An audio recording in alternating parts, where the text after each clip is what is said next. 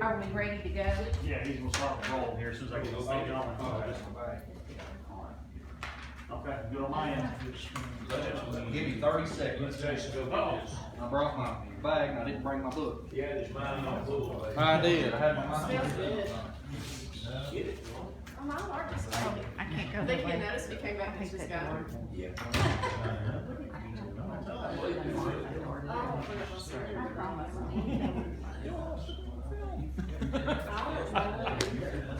I even laid it out. I just got it right. I forgot to grab one right on my Commissioner Claus. It is cold. Charlie kind of hurt my feelings. He said, look, man, that's cold in here today. Who's he referring to? Said it feels good on working day. I must be not been working either. Have you got an agenda for today, or? I don't have a spare one, but you take a picture or look at it for a minute if you want there. You got the sheriff coming in, highway department, judges, health department. And then contributions after lunch, if they requested it money, sometimes just want to come in Yeah. and talk about the organization. Well, we not here at 8:40, we just approved his life meeting, like it was last year.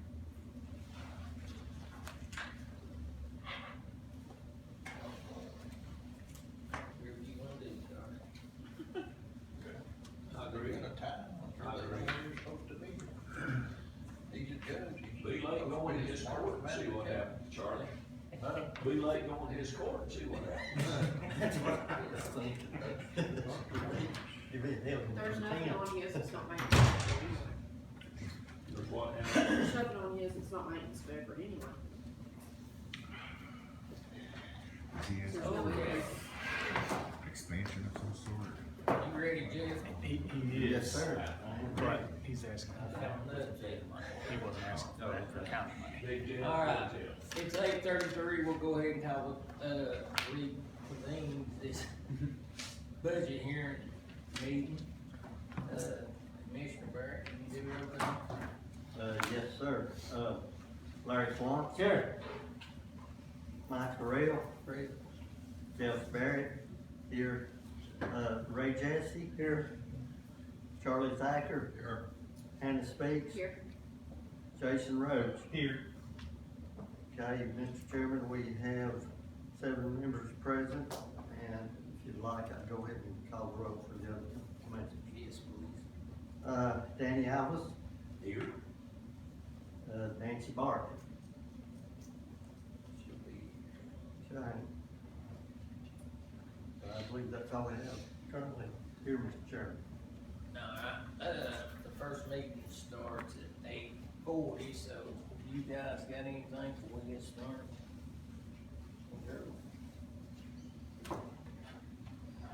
Well, not unless you come up with a way overnight to get us about 100 state inmates. We'll let Jeff write about that tomorrow. They're working on it, believe me, you see the police reports. Just no courts, right? Is the Yeah. issue. It's Well, not, trials it's not start- that crime has gone down. Trials start again next week. And So probably by fall, we'll start seeing maybe an upswing in that again. I sure hope so. Well, I mean, That's- bittersweet to say that, It's a bizarre but, yeah. thing to need inmates, yes, but, so maybe by this fall, then that will start swinging back up. they got a year's backlog. That's a lot. There's a lot.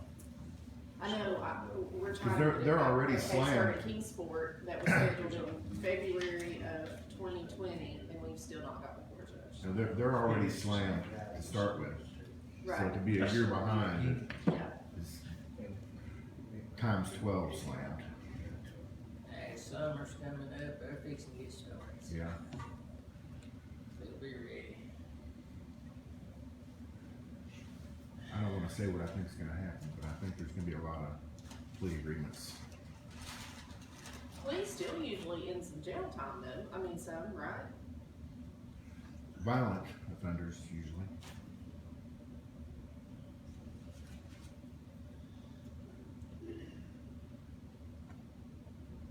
Not for me to say, just an observer.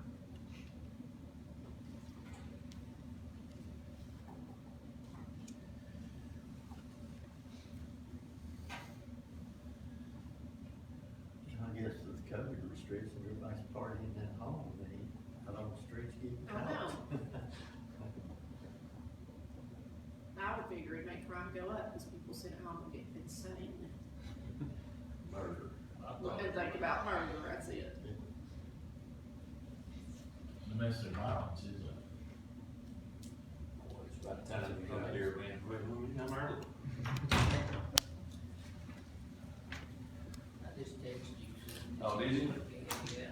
I got a copy of my, I had to go to Green County yesterday and take it with me. Sleep at the wheel over here, bear with me just a second. There is both of yours, and usually the second page has your request form for the drug court. Move your weapon that you don't leave, I can eat it. We don't like to leave food. That's what I mean, we need to do. We'll close it up. Well, since you're early, we'll go ahead and start off Okay. with the floor's yours.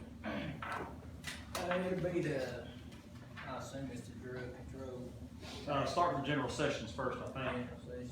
and it's, both on 17. In your general fund, tab, page 17.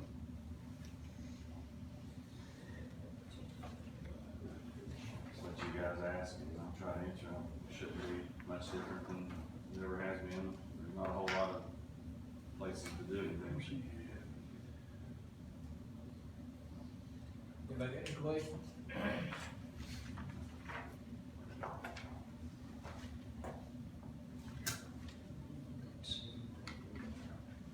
You only have one secretary judge. There's a secretary and an office manager here. And I don't know if this is the appropriate time. I remember I talked to you last year when all the pandemic hit and everything. Kelly, the secretary, I'd asked Eric last year about her pay scale. She's been with the county longer than anybody else in the whole Justice Center, I think, if I'm not mistaken, since she's 18 years old. Her job is certainly at least comparable to everyone else in the Justice Center, but, I understand, yes, she's the lowest ranked person there for some reason. Brand new people coming into the clerk's office, I think I'm correct in this, or have a higher pay scale than what she's on. And, I think everyone in the juvenile court office is on a higher pay scale than what she's on for some reason. I'm not sure why hers got treated differently than theirs, but their duties are all pretty much the same. Do you know, Eric? I believe there is one other one in juvenile that is ranked the same, but I would want to look to really confirm that.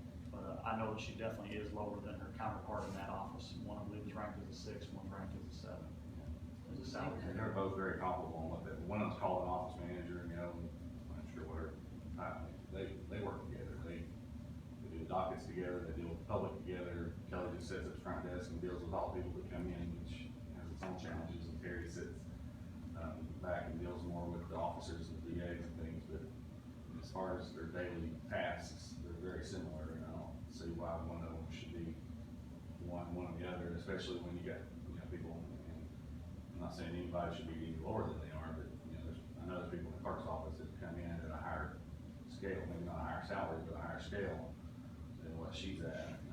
I just feel like that needs to be looked at. If we could do that, I don't know how Can to go you about look it. at that so we can fix it? I can look at that, and from yesterday, there was another issue, you guys remember, that also probably needed personnel's attention, so I think it'd probably be good to schedule a personnel meeting sometime in the near future. I think. Look at the new personnel request as well as, sorry, what? I think Mr. Clumps is gonna do one next month, I think. We're Okay. gonna do the Yeah, we can. rules. If y'all can, if you need me to be here, if you can just make it early, like 8 or something, so I can come in and then go to court, or just call and find out when I can be here. It's hard for me to just leave. We can do it at midnight. You do She's it. been,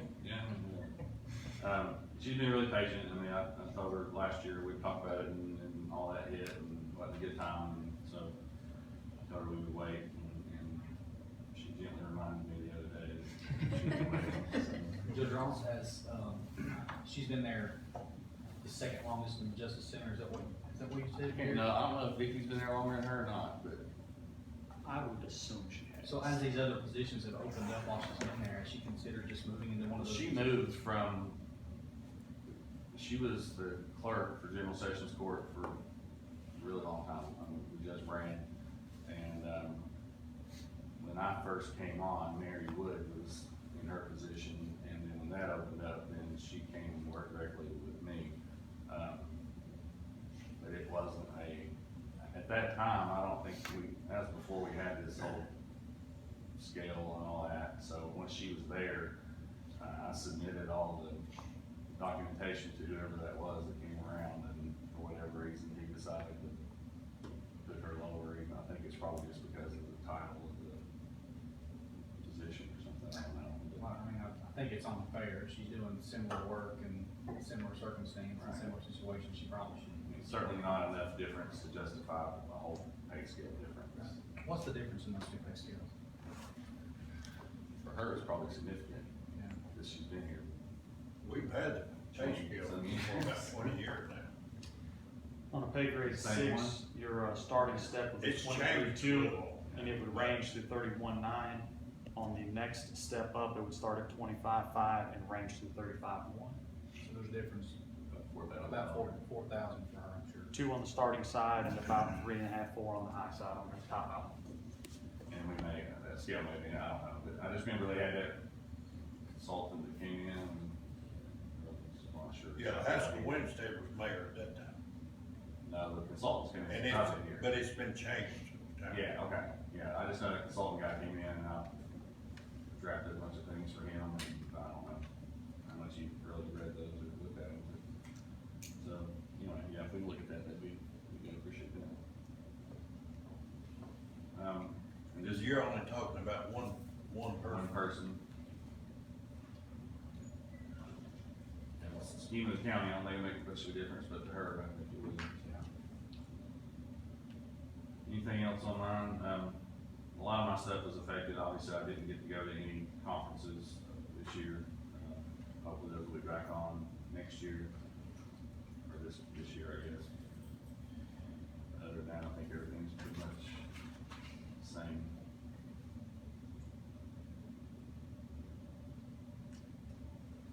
Judge, with the backlog of the COVID cases and the backlog of the paperwork and stuff, do you think you'll have enough in your office supply line there to make Most up of the- backlog? Yeah, I mean, most of our paper office supply stuff is, just printing dockets and, you know, most of the actual, you know, files, and forms, all that sort of thing, those come from the clerk's office, so I don't think that'll affect us.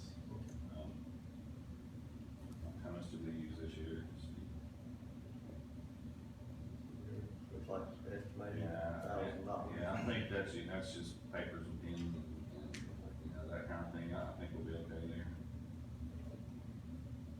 On the drug court there, you got a new request for maintenance and repair on vehicles? Yeah, we had a gentleman, donate a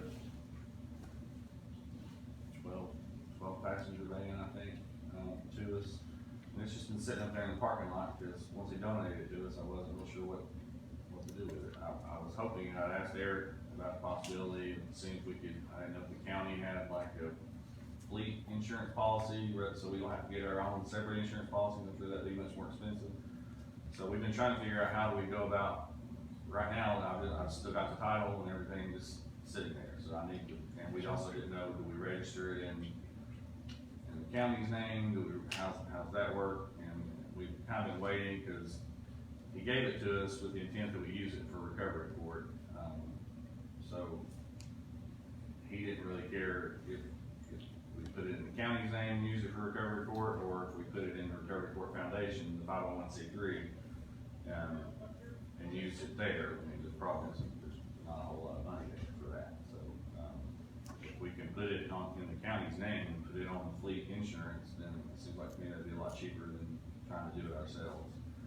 And It would be really helpful to have that. There's lots of times when, you know, we like to plan some more outings and things where we take them and go hiking and do things like that. And it's just hard, because a lot of them don't have driver's licenses, or, you know, it's just hard to do anything like that. And that's a big part of these kinds of programs, is teaching them that there are other things they can do to, you know, fun, to have hobbies, to enjoy things, and we'd really like to increase that area as far as, you know, take them hiking or kayaking or. What kind of vehicle is it? It's a,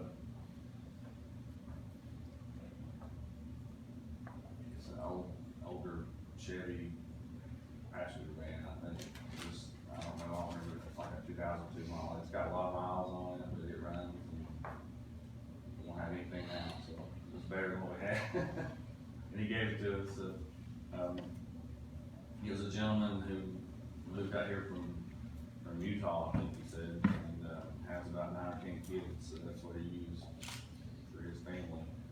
And he basically says he just drives them until they get a couple 100,000 miles on them, and he went to trade it in, and the guy that I had just happened to ask, Mr. Churchwell, he was working up there at Eddie's in Kingsport, and they've always got those vans. I mentioned to him, I was like, hey, do you think you might be willing to donate one to us or anything? And about 2 days later, this guy came in to buy one, and he asked him if he wanted to donate his, and he said he would, so he drove it up here to us, so it worked out really well. Have we checked on adding that to our insurance and everything, Eric? We have, but we didn't want to include it yet until there was a line for fuel and repairs and whatnot. So doesn't really do much good to put it in rotation if we have nothing to utilize it with. So until it came before this committee and they blessed it, it's just kind of been on hold. So there's no issue to put it on the fleet insurance? Now, one more vehicle is as many as we have, doesn't move the needle much at all. Sure. Who will be driving this van? Probably Amy, coordinator, is the only one driving it. She's the only employee we have, so I guess it'd be our, I don't think I would need to drive it for any reason unless it would just be to go get gas or something. But I guess that might be a possibility if that's gonna be an issue. Would it be, it's probably something you need to check in and see. The only thing I can see is it may, depending on how often it happens, it may change our workers' comp code for some of these people Okay. out of being just purely office worker versus having a higher risk. This certainly wouldn't be a, like daily thing. This is probably 2 or 3 times a month. Just something to have, to be able to take in places and do things and offer a little bit more for that program. So we're doing really well. Bragging a little bit. I don't know if y'all seen that, people helping people Facebook things. Had a lady the other day put something on there saying she lived at Preston's home, couldn't get her yard mowed, and she was embarrassed and all that, and I shared it, and within just a few minutes, one of our recovery court participants messaged me and said he would go up there, and he did. Or several people said they were going to, apparently. He went up there and tore up his mower, so he had to quit, but he's gonna go back and finish. But, you know, this is a gentleman that 2 years ago was in jail, meth addict, stealing, doing whatever, and today he's been clean for a couple of years and he's volunteering to help other people that, that need help, so, a lot of these guys have come a long way. And that's a kind of good segue into a question that I had for you. And so I know a lot of people have been through your program, and I think in the immediate time frame, your program is fantastic. You know, it gives them structure and it gives them some accountability, and I think of one individual in particular that loves your program so much, he's afraid to come off of it. Because long term, she, she shared with us, she knows she has issues, and what's an addict, always an addict, you're gonna fight that for the rest of your life. So my question for you is, and this really speaks to the success of your program as a whole. So in the immediate, I think it works well. Have you collected data long-term to see how successful it is once these folks rotate out of the program? We, personally for our program, probably don't have, we kind of know, but as far as any statistics or anything, no, we've not compiled anything like that. Now, from a national standpoint, we know that, this month is National Recovery Court Month. A lot of people, when I started this thing, thought that it was just something I came up with. I wish I was that smart, but it's been around for a long time and it works, and that's why counties and states invest in it. But, to my knowledge, we have had, of all of our graduates, and I can't tell you right now how many of those have been, we have only had, I think, one. She has since passed away. way, but, I'd say 5 or less people that have ever come back into court for anything, and I'm thinking that 1 or 2 of them may have just been driving without license, nothing major, but, the ones that have been successful and finished the program have gone on to do really well. You know, and, you know, we do have our recovery court, we also have our community justice program, and that's Frontier Health runs that program, and they have workers inside the courthouse every day with me. And, you know, we deal with anywhere 12, 15, 18 people in recovery court at any one time. Community justice, they probably have, I'm guessing somewhere around 75 open files right now, probably of people that are in rehabs or intensive outpatient or something, that people that I'm giving an opportunity to go to treatment instead of serving their jail time. So that's 75 people that if they weren't in treatment, they'd be in our jail and we'd be paying for it. So we're sending them to these treatment centers at no cost to us. But I know just right off the top of my head of 5 or 6 ladies, there's some men as well, there's 5 or 6 ladies, I know 4 of them are in Knoxville, 1 of them's in Alabama, that I sent to treatment, that stayed there for a year, 18 months, whatever, and they stayed on afterwards, and now they're actually working for the treatment centers, running houses, so, you know, that's pretty awesome. So, these are people that, most of them are people who have been in and out of here, you know, many times. One of them that's, running a house in Knoxville, I mean, her relatives used to message me all the time, begging me not to let her out of jail, but she's gonna die, and she used to be about the size of this microphone pole right here, and, you know, I just waited on her to come back, or to hear about her in the paper as being dead one day, but she's done amazingly well, and, you know, she's helping other people from our county in the home that she's running, so it's starting to show some real benefits, some real rewards there. Thank you, sir. Anybody got anything else? Judge Ross? Judge Ross, at one time you had mentioned or talked about having like a halfway house.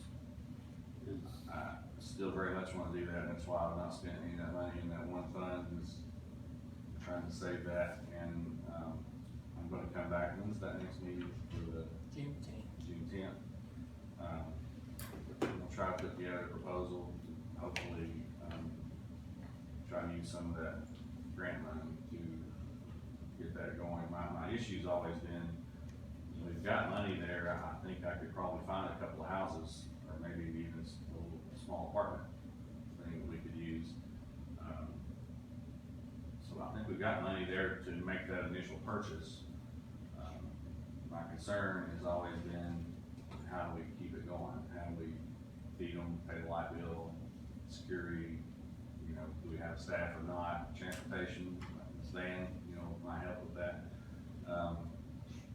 You know, a lot of those places, the way they work is people come in, they get them jobs, and they pay rent, $150, $160 a week or whatever, and they all get food stamps, so they all kind of go in together and go shopping, and they all, you know, share the same groceries and things like that. So that's how those things maintain themselves.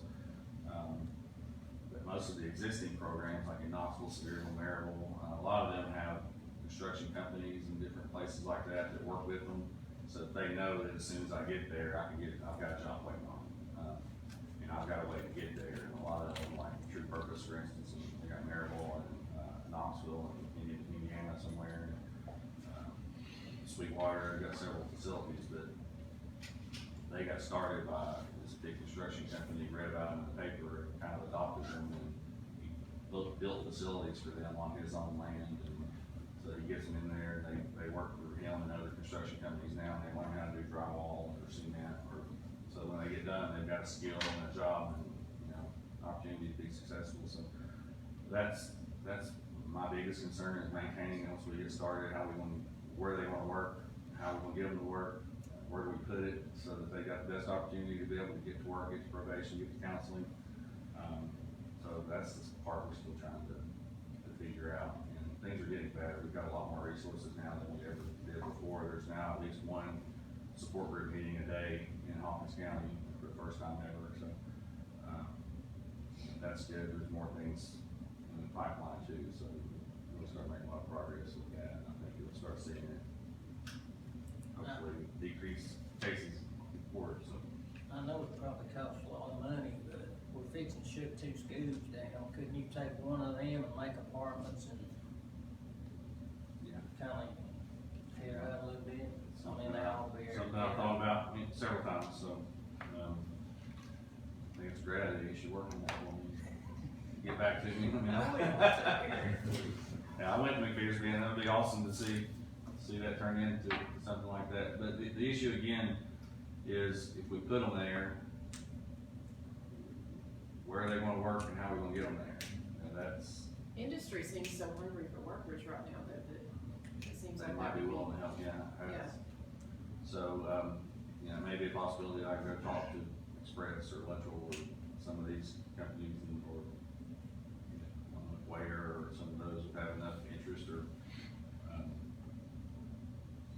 maybe an industrial board as a whole, maybe they could partner with us somehow, just to help get them into the industrial park to work at those plants. I don't know, that's an idea. Well, if you get this van approved, you can always use it to take them back to work. Then I've got to figure out how, if she's having to come get the van and drive me through the van every Well, why day. can't you and just live- live up there with them and handle all their needs like that? Yeah, we could. We could start our own company if we, that's something, and that's what some of them have done. Some of them started their own little businesses and thrift stores and things like that, and that's how they, make their money, but, glad you're thinking about it. It's very, Progress. as a family member of an addict, we have struggled to get him help, and even when he's had the need, there's just not a lot, it's a small town, and it's hard for him to get away from the crowd. That's why I encourage a lot of them just to stay away, and a lot of them do. They go away, they get clean, and they just stay out here, and that's the best option for most of them. Judge, which school would you prefer if you had your preference? Kemper or McPhersonville? I don't know. I thought I saw McPhersonville, they have plans for McPhersonville, don't they? Like they're gonna be like a day, Right, everybody's got schools some or something. plans to keep that one sort of going up there. Petersburg's a lot better school.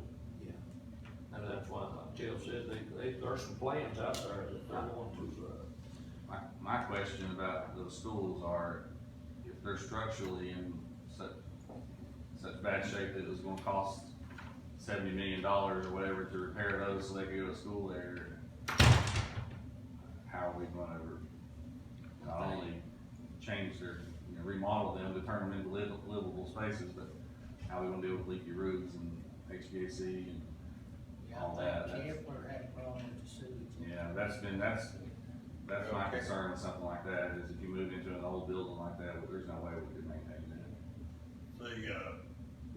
McPhersonville band, it's basically, it's the same thing Carter's Valley, if they built it at the same time.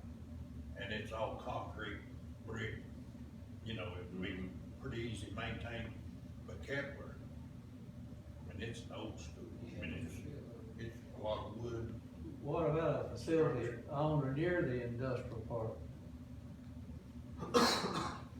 All these things, and that's part of the reason it's been hard to figure out anything is because the way our county is set up, it's just kind of different than, you go to Knox County, you can put a house in the middle of town and you can get to all your meetings, you get to your probation, you get, so my thing's been, do we want something right near town so that they can go to probation every day, so they can go to Frontier, which isn't downtown, but it's closer. But there's really nowhere for them to work downtown, except for stores and things like that, or do we put them closer to where the jobs are and then have to transport them back down? So that's been the struggle, is how do we do all this, especially without hiring anyone else?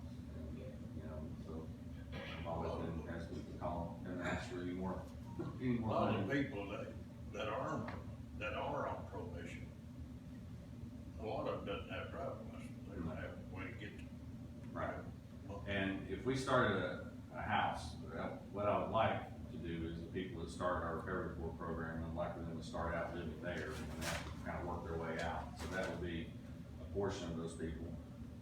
Some of them, I mean, I've got people that are in our jail right now, that are there, because they don't have anywhere else to go. I mean, I've had a lady that was in a wheelchair, I think she's still there, as a matter of fact.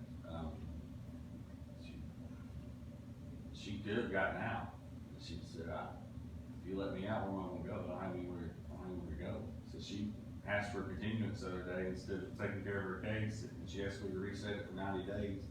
And we're trying to find her a place, but the problem is, we can't send her to one of these kind of places because she can't work, and they require you to work. So, and there's just not a lot. We've got, an elderly gentleman up there that's getting some dementia issues. We had to finally send him to Moccasin Bend. He's been in jail for way longer than anybody should for what he's charged with, just because there's nowhere to put him.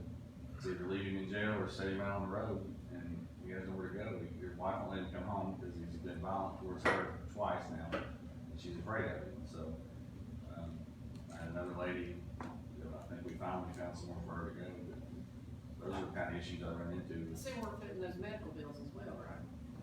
Just, for the ones that need them.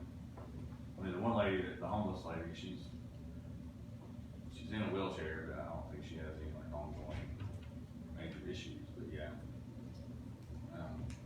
The one thing about community justice, I mean, we'll talk to her, I was reading Mr. Bobo's article earlier talking about the jail and the loss of income there. And, you know, when you start thinking about all the people that we've got in these rehab centers that are supposed to be in our jail, you know, if I take all those people and all our recovery court people and put them back in our jail, we close to another 100 people that are gonna be housed in there to take away your state beds. So, you know, everyone that we can keep out of there that can go to treatment or would benefit more from treatment also benefits us, that we not only do we not have to house them, but we're able to bring in a state inmate that we can then get paid for the house. Well, to clarify, and I think I can fairly speak for the entire committee, we did talk about loss of revenue due to, you know, the state taking inmates. But as a community, we gauge our success on how we allow people to get a leg up online. And so if we have to figure out how to make up a gap because there's not enough prisoners to put in the jail, that's a pretty good problem to have. Yeah. So, you know, we've all talked about this, and this is, you know, kind of been on the table, but, and I understand that, you know, we depend on, the revenue that we get, you know, from the state for housing those inmates, but I want to see people out working and living good lives and living their best lives. So that, you know, I think I can fairly speak for everybody to say, I just want that on record. We like that you all are providing a program that are keeping people out of jail, and giving people another chance at life, you know, because I think we've all, you've probably got stories of family members that have not had that chance. So, you know, I appreciate the program, I appreciate what you're doing. Yeah. We're gonna be housing anyone in jail. I'd much rather it be people from somewhere else that are there. We're gonna be in jail somewhere anyway, versus people that I can maybe do something with, so. Has anybody got anything else? Judge Ross? I know the ad hoc committee that is a priority we're looking at, one priority right there. That, of course, we got a long way to go, but that has come up. So, any ideas of whatever, we would appreciate input. I need to look at that thing again, because I know there's so many restrictions with it. I think it said you couldn't build or buy, so it's like, it's there, they want you to use it for certain things, but then they restrict you on. Well, if I'm, it's the feds. Yeah, Well, and I don't know if those restrictions will be in place, in fact, once they release that money, because the money's not gonna be released yet, so those You restrictions. can't go for ongoing, there's a so long you way can't go to for go. ongoing expenses or for buildings or for, so. Which is something we need to be very mindful of. I'm not Yeah. for or against at all. Yeah. I'm just saying, when you set up something with one-time money and then it constitutes reoccurring, Right. and that money dries up, we just need to be mindful of how we structure that. That's what I've been struggling with since the last meeting is, okay, well, there's just money available, it's supposed to be going to these kinds of programs, but I'm not sure how we can use it to benefit a program like that when we can't use it the way we need to use it get those started, so And Judge, there's other funding in the big law than just the 11 we've been focusing on. Okay. I'll send you some stuff, you can Okay. look into that. I appreciate that. And also, you, like the school themselves, what code is for children is different. We're checking that far into it, that we might could do, you know, like an A-roof or something. We're throwing ideas around. Yeah. Just nothing firm. I'm just glad everybody's thinking that, that's progress versus, Can I make one? most of y'all weren't here when all this started, but it certainly wasn't something anybody was jumping up and down about when I started doing all this. So. I want to share one thing. When I was much younger, I was manager of all the janitors at the Lincoln Park Zoo, and there was an organization that placed parolees to get, you know, like they called me all the time and said, I got this person that needs a job. And that organization paid like 10% of their salary or something like that. So we got a discount for hiring them. But I wonder, is there anything like that in Tennessee where, or could we even have our own person that reaches out to businesses and says, I have this person that needs a job, can you put them to work? Right now, I have employment agencies reaching out to me looking for, Express called the other day down at the office and said, please tell the judge to tell everybody. That's, which is great, because most people that come in there, they can't find a job anywhere, which is amazing right now. They also can't do their community service even though they don't have a job. They don't think of that when they tell me they don't have a job. But anyway, it's funny because Synergy in Memphis, that's where all their people work, is at the zoo in Memphis while they're there. So they like There, about 4 out of 5 of them worked out good, and then there was one that they messed up. But it was a good deal because they paid part of the salary, and you know, they were good workers. And it's hard to find somebody that works for $6 an hour in 1994 even. So. Thank you, Judge. Thank you all. Anytime you guys have any questions or anything, it's all right. Thanks for bringing up all that. Thank you. Come on up, Sheriff. Tell me you found us 100 inmates somewhere last night. Do what now? Tell me you found us 100 state inmates somewhere last night. Well, I know some commissioners campaigned about getting rid of it. State inmates, they got their wish, the state's taking them. Okay. Actually, I'm down to like 25. How many you normally have on a normal? Well, years ago I had up to 125, 150, but the state's been calling for them about every day. But that will probably change, right? As courts open back up and more. Courts is open back up, and what I tried to tell people when it was talking about we need to get rid of state inmates, well, you're gonna have the jail pretty much full, but you're gonna have county inmates, you don't have state inmates. So now I got 25 state inmates and 200 out of 240 people. You know, that was 258 yesterday. Fluctuates up and down, but All right. one thing that affects our state inmates is that's the one that does our work crew too. Everybody wanna turn to page 20, we'll start with courtroom security.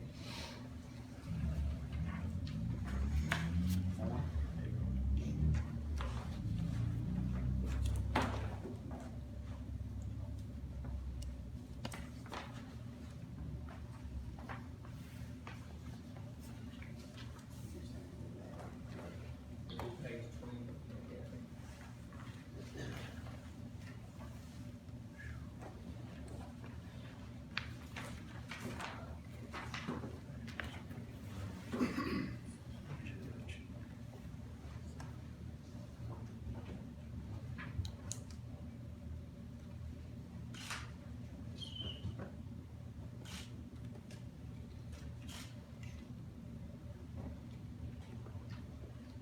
I don't have any comments, y'all got questions, we'll try to answer. I see you got a new request maybe for 3 more. That new request didn't really originate from the sheriff's department. When the public safety committee was reviewing the courtroom security, the annex in the city county building in Churchill, and it proposed that new security equipment, in that proposal, it asked for 3 deputies. So we've referenced it here, but that didn't actually originate from their request. But if that was passed from public safety and asked to go to the budget committee, and so that's why that's in there. Okay. It didn't actually originate from these folks. Okay, does anybody got any questions about courtroom security? I actually have an officer at Churchill today doing an assessment on that, about the need to have an officer at City County doing all that, so. If not, we'll move on page 21, and that'll be the sheriff's department.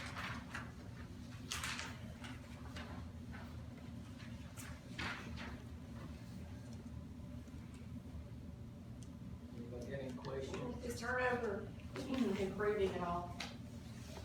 In the last, let's see, 18 months, I lost 37 employees, which cost 1.4 million. And they're going to neighboring counties or states? Or are they going to factories? They go to cities, they go to highway patrol and Walmart, distribution, this different place. Make them money.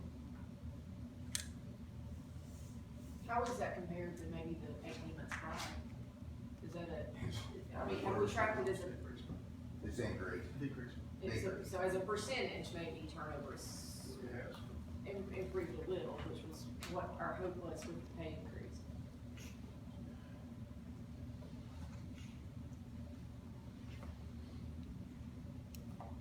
Do you gain anything on SROs, with 2 schools closing?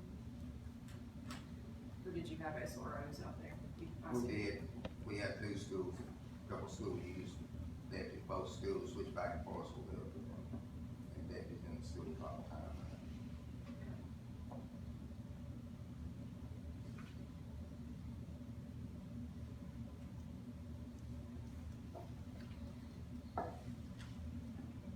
I noticed you added a little bit to motor vehicles. I mean, you're gonna buy another car, 2 cars, 5 cars.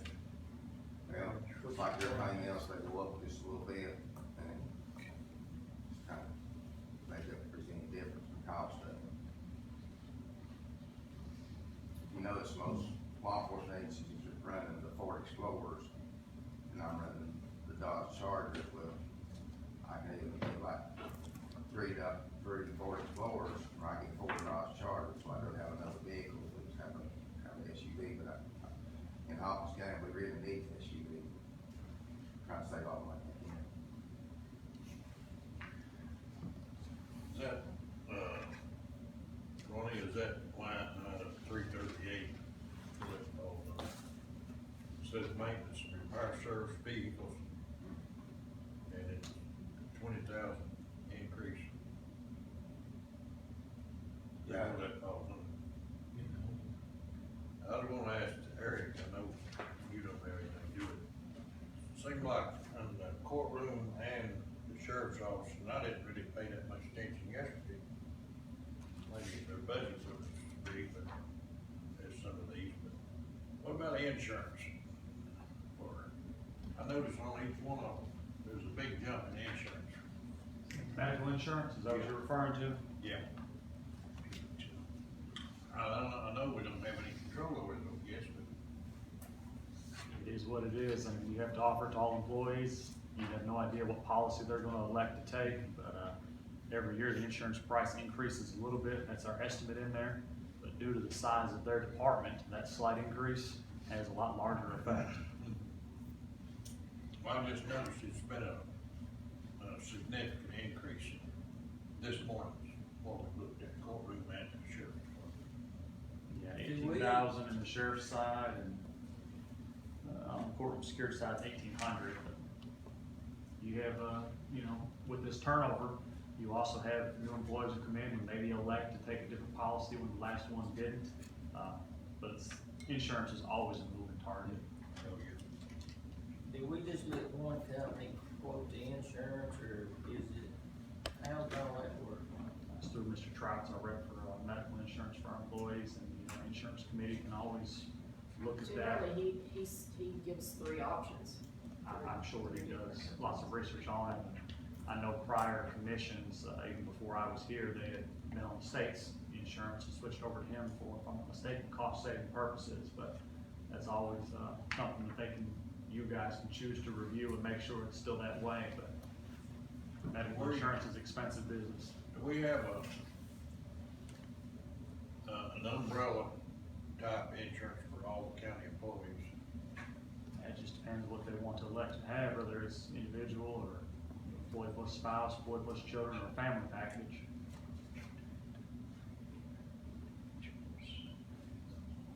Sheriff, 316 there. I think we talked about that at 911. I thought we was gonna move that money over to 911. Is that not correct? 911 is asking for that money directly, so that is something that does need to be discussed. I told you it was. Yeah, but I don't think that budget passed that.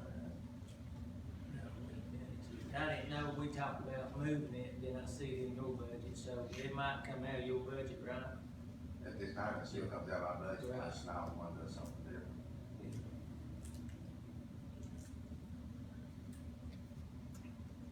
When you guys come back for second draft purposes, that's just something everybody needs to be mindful of. If you grant 911's request, then we probably need to move it from here. If you deny theirs, then we need to leave it here, so just don't need to deny both, don't need to approve both, but Well, I mean, 911 gets it anyway, so.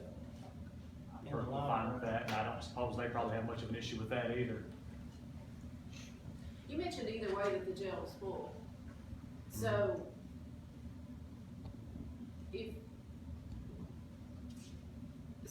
if we housed state inmates before, and now there's just county inmates, where were they before? We ran around 300 population, sometime over 300. Yeah.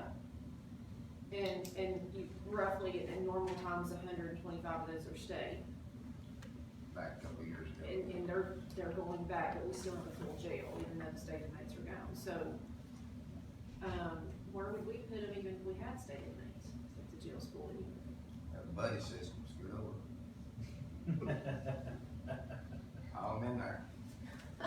Some of them need to be in jail, sitting in the communities. Anybody got anything else for the sheriff? On this sheriff's budget? I got a question from the peanut gallery. I don't think that's enough gas money, because I think gas is gonna go up. I have a question about the maintenance of vehicles. You got a bunch of old vehicles. Are your new ones getting better gas mileage? And could we cut down on maintenance if we upgraded the age of your vehicles? Yes, but you still got vehicles that's going to, I've seen an increase. Something that would have cost us like maybe a set of brake pads a year and a half ago would have probably cost us $60, $70. Now it's cost us $140. So we're doing about the same amount of maintenance. It's just cost goes up and that's not gonna stop. It's not. It's How much is it? so $220 for a headlight we had replaced. For a charge. So, I mean, inflation's all over the place, and I'm not seeing a lot of good spots in the budget where we're allowing for it. So you may be under budget on maintenance and on gasoline. we do a lot of our stuff in-house now, and that's saving a tremendous amount of money. So. Sure, I've got two questions for you, if you've got time. First question I've got is, due to the COVID and stuff, hopefully you was able to basically keep it out of your jail, out of your department, but did the COVID impact your overtime pay substantially as a direct result of that? Okay, the second question I've got, and this evolved from a question that a constituent in my district asked me back during the gasoline shortage, per se shortage. And basically, the question that was presented was, does the Sheriff's Department and EMS have reserve fuel setbacks set aside to get us through. I know, we rely on the gas stations, and this happened just a couple weeks ago. It affected us a little bit, we're glad that they opened back up the next morning, but it did change the way we were doing things for just a little while. I found out that EMS doesn't have anything reserved either, especially everybody's at the fuel stations and the supply chain. But I guess my question coming down is it possible for the sheriff's department or even the county as a whole to make some type of agreement with these service stations to and maybe sign a contract to where, okay, I've got, say, 1,000-gallon tank. When I get down to a predetermined number, I am officially out of gasoline to the public, but I have a reserve over for public safety, EMS, and fire departments. Is that something that is doable for the county? I don't believe you could go to a private individual and sign a contract with them. I think that you could actually use your resources within Hawkins County. And here's an example, is the highway department still has fuel on theirs.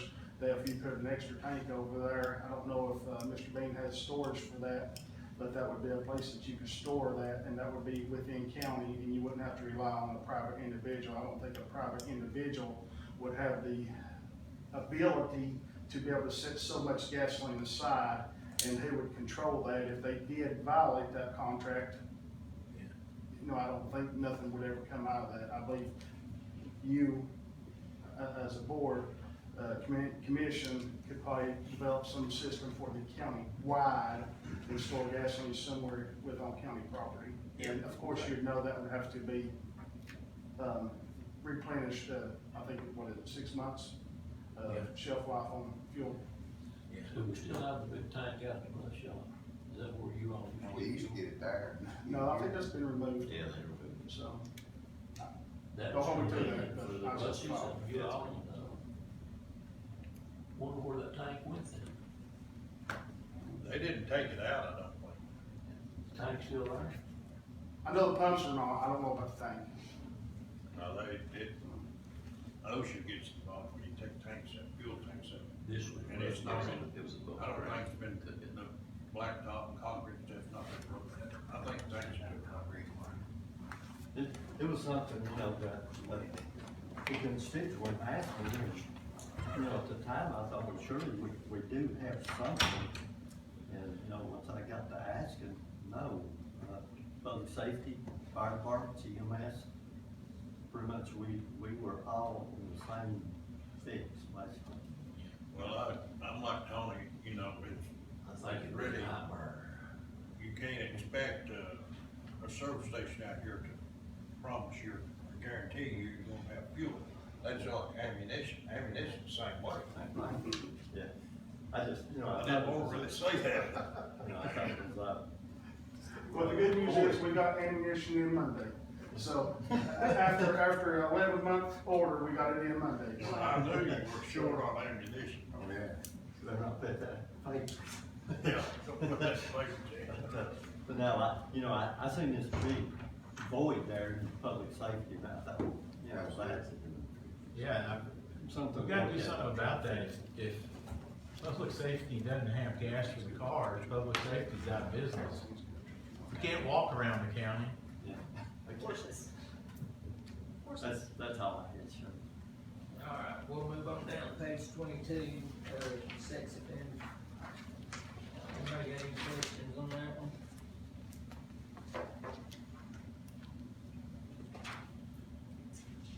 If not, we'll move on down to the drug fund, that'll be a tab. Oh, gee, yeah, I see it, jail. Be page 23.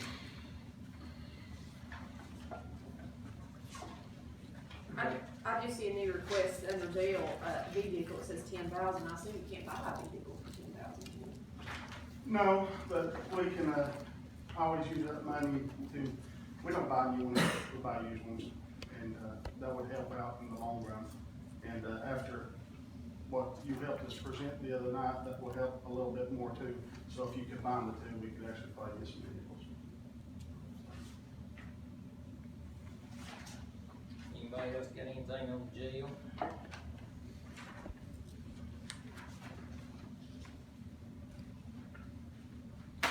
I guess this would be a good time to ask you, Cindy. I know the judge talked about it also. How much do you get a day for state prisoners? $39. Same thing that they get in the schools for kids, right, going to school? Yes, we get $39. Yeah, I think the same thing. No, that's a different formula altogether. Yeah, but I mean, it's dollar wise, I'm saying per day. I think it's a little different than that, but I see where you're going. How much does it cost to house a prisoner per day? And does the state pay for their housing, or does it come from the local tax dollars? The state reimbursed us for the money for state prisons, which For was food, a medicine? profit, was made after a profit, and the county is all out, no income. So county taxpayers are not out any money if you have state prisoners as far as their feeding, the medicine, We're and all reimbursed that. by the state for all You that. make $39, and the state pays for all their, Yeah, that's cool. I think it's like $32, that way it actually costs, we're making money on state inmates. And there's a fee. 34. We're making money on that's a state question, that's $625 profit a day, right? It was, $19,000 profit a month. yeah, I remember when we was making about 1.2 million off the state inmates, dropped down.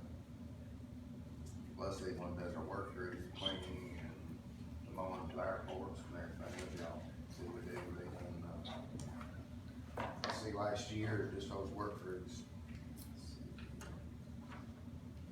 they done 543 projects. That's money that, you know, taxpayers have to pay to do this. But we do, I mean, is this a court thing? Is it because courts have been closed for a year, therefore there's not as many sentences being handed out yet? I mean, will we start once courts open back up and we get back on a normal cycle, and Jeff mentioned earlier, there's a year backlog of courts? Will we start maybe seeing, because maybe then the state will have the overflow again, once, I mean, I can't imagine crimes went down, that's why we don't have inmates. Well, they evidently got new programs in Nashville where they're packing on back on the street. But court has started back full swing. Criminal courts will be getting state inmates, but they don't know how long. Because they're calling for them about every day, we'll get to keep them. And talking about the locals, probably every Friday, we get anywhere from 50 to 80 warrants prepared here in violation of probations for the same people. And we had, like on the weekends, we have some come in and serve weekends, that runs the population up. We still got to feed them our county inmates, whether it's for DUI or domestic violence or drug charges been reduced or whatever. Every weekend, the population goes up on the county, so you got more outgo with county inmates than do state. We can't guarantee the state anymore because the governor's got new programs in there that they're getting out of the fleet. Yeah, and that's what I kind of assumed all along it was a court issue, that there was not as many inmates simply because there's not as many courts happening to get them sentenced. We used to, but if they had a sentence 6 years or less, we just keep them, we work them, and they get out a little bit quicker on the trustee program or work program. But now they're calling for all state inmates, and we're having to fight just to keep our work crews. And that'd be another thing, we don't have enough work crews to mow. Like the airport, you know, you bid that out, and that's gonna cost you $50,000. Why can't we use county inmates for that? I mean, I have any, they keep calling. No, county, why can't we use county? Sentence, non-sentence, you only run a very small percentage of sentence, keep using non-sentence as a word. Oh, okay. Most of your Clarify, define those terms for me. sentenced is whenever they have got their jail time, they've been classified as in, under a year as a sentence. So your percentage of your inmates is very low with that, because most inmates will be anywhere from 15, 25, 30 days. So you, the people who sitting in jail haven't been to court yet, you cannot work some days non-sentenced. Gotcha, okay. Interesting. You had your crew clean up Stanley the other day, didn't you? Looked good to it. Thing about it is cause everybody's in jail, don't mean they're eligible to do a work group. A lot of violent offenders, guys getting murdered, well, now says 6 or 7 murders. Probably not over 10, 20%, you could actually trust that group. That's like competition, you gotta do, you can really trust. You can't find it. We take a chance on something we know. Yeah. You know, years ago, when I chief deputy here, I knew everybody in jail. Now when you got the, you got actual hard criminals, you got the gangs, you got the cartel, people like that, and you put them back out in public, they're risky, public officer, everybody else.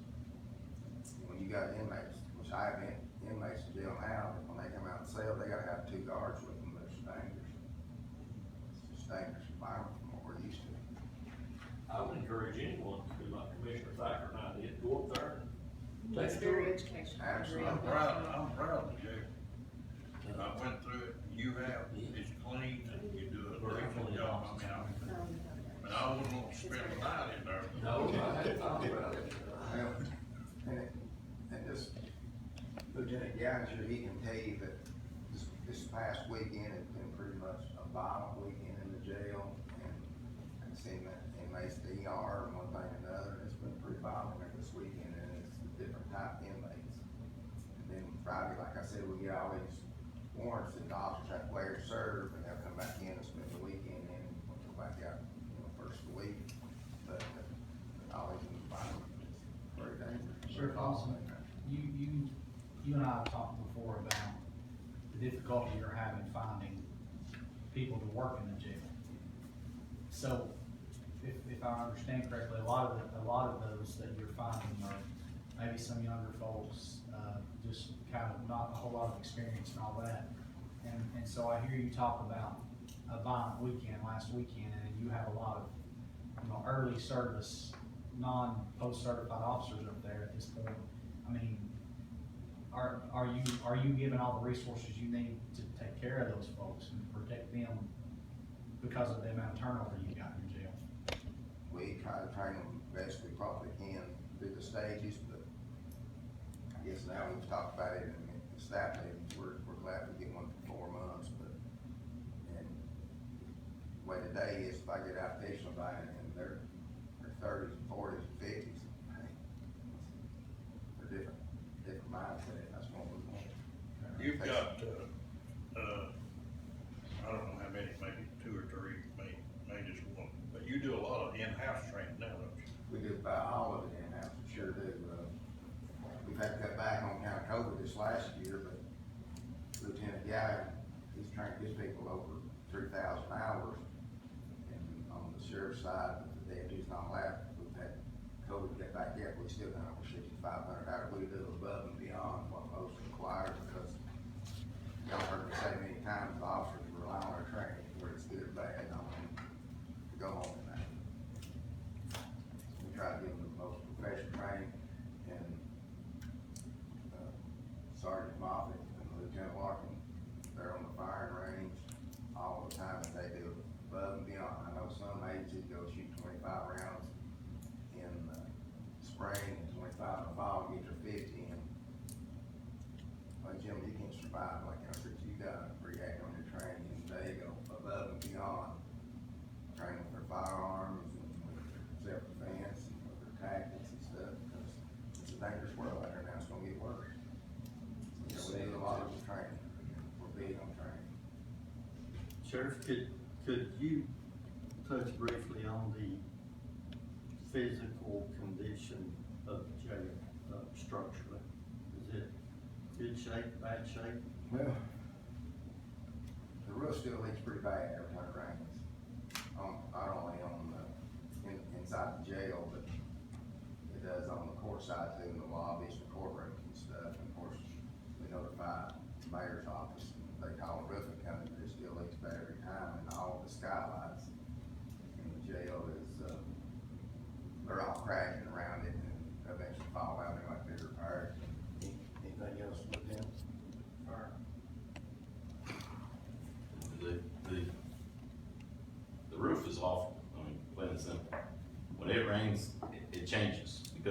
flat roof, water just comes down in waterfalls in some places sometimes. Okay. I mean, that's probably our biggest, you know, we've got some problems with some water issues too, but the roof is. Is there not a mold issue as well? One time there was, but that a lot of that cleared up. HVAC systems take care of that, they've got that tuned up, and that's, you can tell a big difference this year. But you know you're gonna have moisture when you got water running down wild right across the floor. You know, you bring up one point, that this happened this week, is that, it's nothing that nobody done wrong, but you always find problems inside of the facility after you, run it for a little while. We always get a sprinkler head broke, I mean, that happens, and they got 24 hours a day, they live with them. So, lieutenant staff could not get the water turned off to the sprinkler system. So the valve's messed up now. So what that means is everything in the jail, while they was trying to replace the sprinkler system, the water was still running. And, lieutenant has. Central control. So now, they were looking at trying to work with Miss Davis to try to get valves to be able to cut off each pod, so we can work on sprinkler systems, not just at the main valve. So that is an expense that's probably gonna be coming up this year, but just, we didn't ever think about that until the main valve broke, and now you can't, a lot of water comes They out. had to change the sprinkler while the water was still coming out. It seems to me like back years ago, to the Justice Center, the jail was built and opened up, and there was I'm gonna say an open house. Best I remember, when that open house was conducted to the public, it rained, and there was buckets placed at the open house. So, which leads to this question: has that roof up there had the problems continuously since it was built and opened? Absolutely. And so some of these roof issues then should have been covered under warranties and stuff, by chance, per se? I think I did a question directed to the mayor's office. But we've always had the trouble, from what I understand, we've always had trouble with the roof level. It's never been right, from day one. It's under warranty, and it tears Like, up. that's, you know, And now we report a leak, and we call Miss Davis, and we see the roofing coming in progress in a short period of time right now, so. okay. Which I know one of the things on the list too is the, condition of the parking lot up there. The blacktop, Pretty bad. okay. All right, we'll go ahead and move on over to the drug control fund budget. That's in a tablet. Be a tablet, tab, not tablet.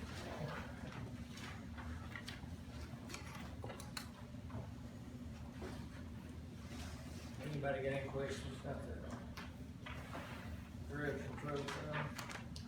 One thing might want to take note is that with the change of the laws on the seizures and stuff, probably 2 to 3 years in order to maintain a narcotics unit, it's gonna probably have to be funded by the county.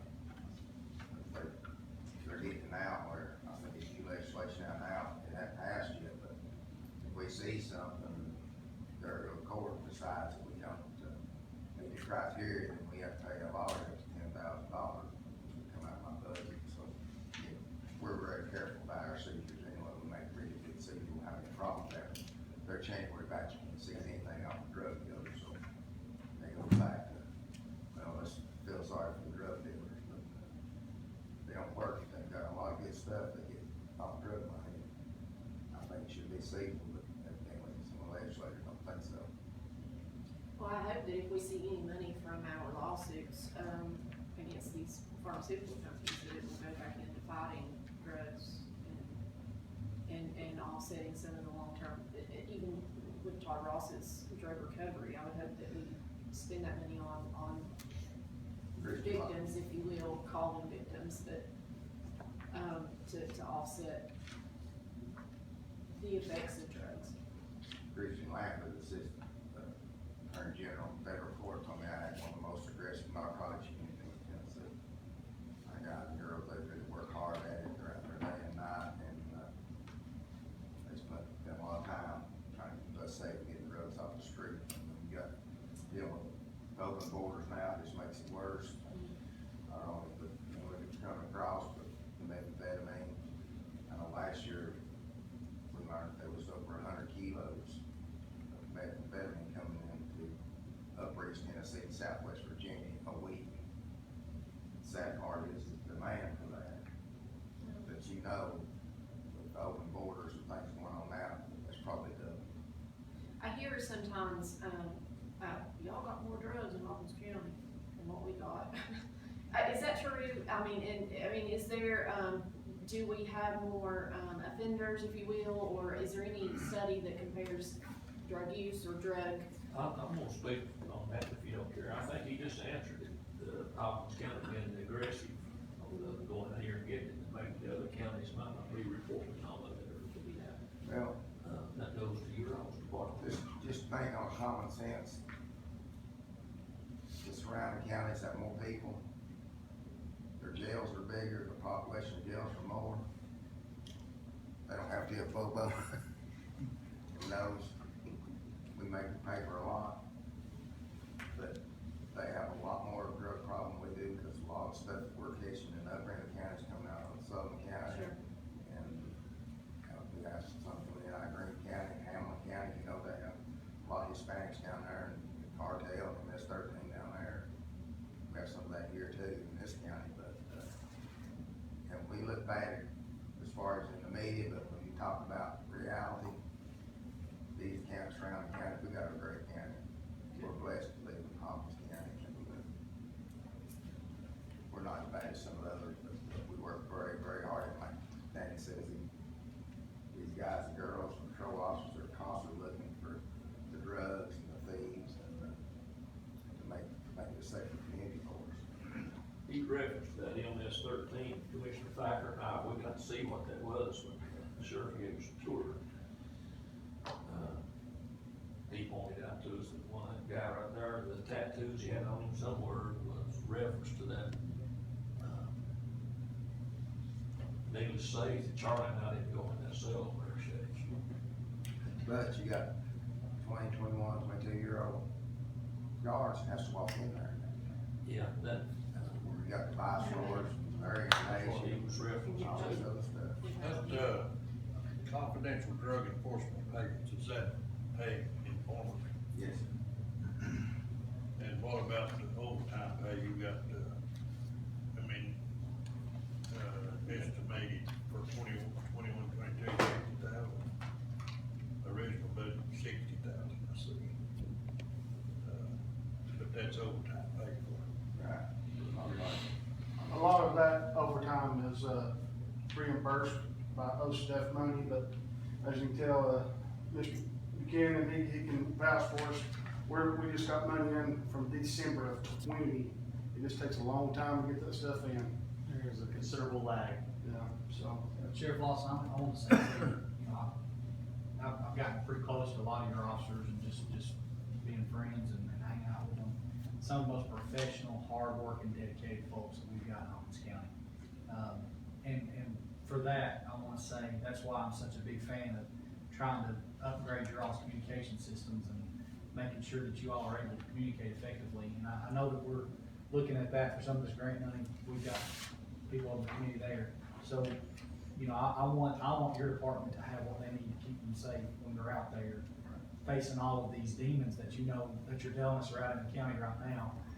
Secondly, something I want to point out too is I've been made aware of agreements that you all have with federal agencies where we have narcotics officers that are loaned out to ATF and FBI that can actually charge. We have local detectives that can charge offenders on a federal level as a representative of the FBI and carries an FBI badge. I think that's awesome that our county participates in that program, and they pay some of the overtime for those. They reimburse us for it. Yeah, so we really need to give a pat on the back to those ladies and gentlemen that participate in this program.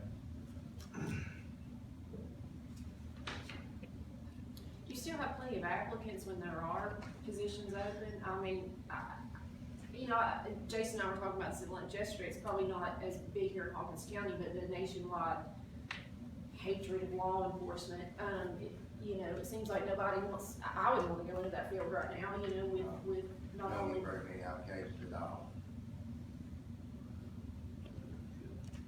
Is, line item 401 correct?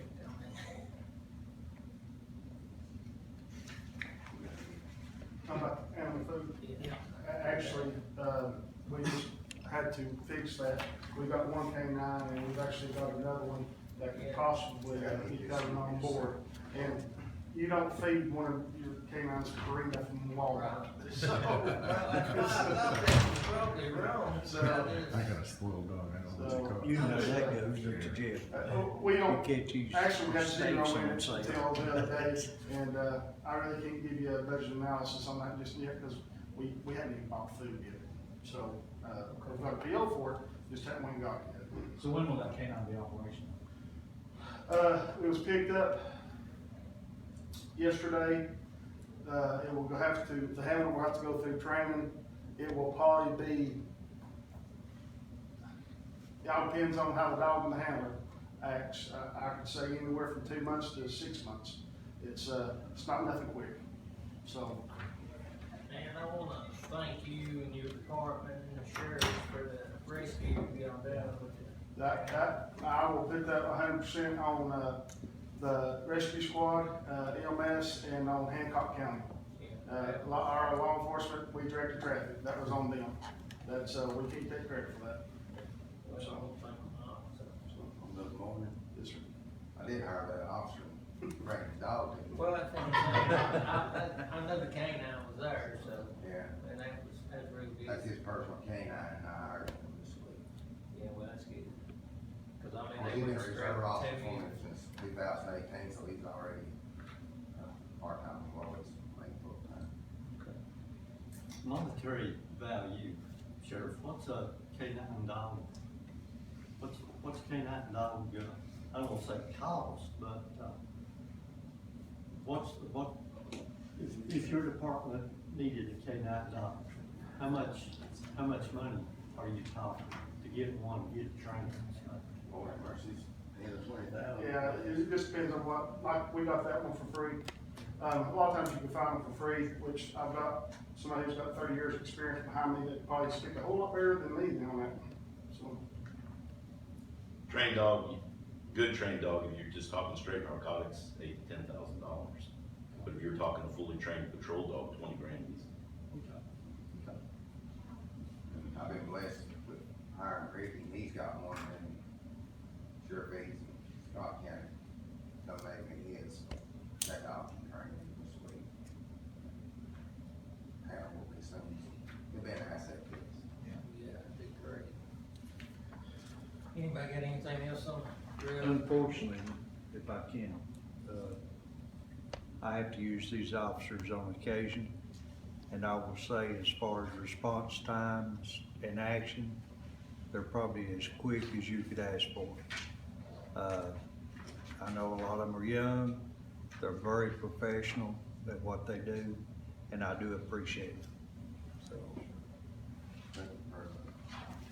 All right, we'll go back to the general fund, page 22. And that'll be drug and